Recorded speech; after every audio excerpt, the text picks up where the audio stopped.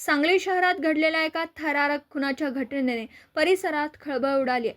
दिनांक 10 नोव्हेंबर 2025 रोजी मध्यरात्री सुमारास उत्तर शिवाजीनगर आपटा पोलीस चौकीजवळ पाण्याच्या टाकीजवळ असलेल्या जमील कुरणे यांच्या मालकीच्या घोड्याच्या तबेल्यात झोपलेल्या मीर रावसू कंजुरे वय वर्ष 33 राहणार हनुमान नगर गल्ली नंबर 1 सांगली याचा धारदार हत्याराने निघरून खून करण्यात आला.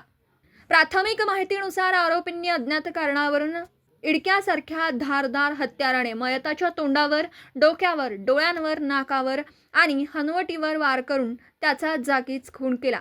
या प्रकरणी विश्रामबाग पोलीस ठाण्यात गुन्हा नोंद करण्यात आला असून गुन्हा क्रमांक 366-25 अंतर्गत कलम 103-1-35 प्रमाणे गुन्हा दाखल आहे. घटनेनंतर पोलिसांनी तातडीने तपासाची चक्र फिरवली. पोलीस अधीक्षक संदीप घुगे, अपर पोलीस अधीक्षक कल्पना बारावकर, उपविभागीय पोलीस अधिकारी प्रनिल गिल्डा, पोलीस निरीक्षक सुधीर भालेराव, सहाय्यक पोलीस निरीक्षक चेतन माने, पोलीस उपनिरीक्षक प्रवीण कांचन आणि सतेज कारवेकर यांच्या मार्गदर्शनाखाली तपास सुरू करण्यात आला.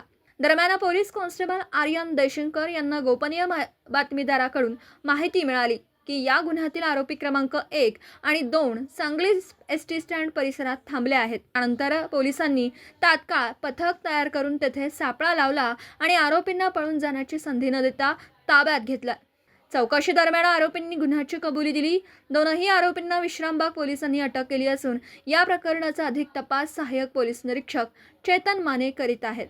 या घटनेमुळे सांगली शहरात भीतीचं वातावरण पसरलं असून नागरिकांमध्ये संतापाची भावना व्यक्त होतीये.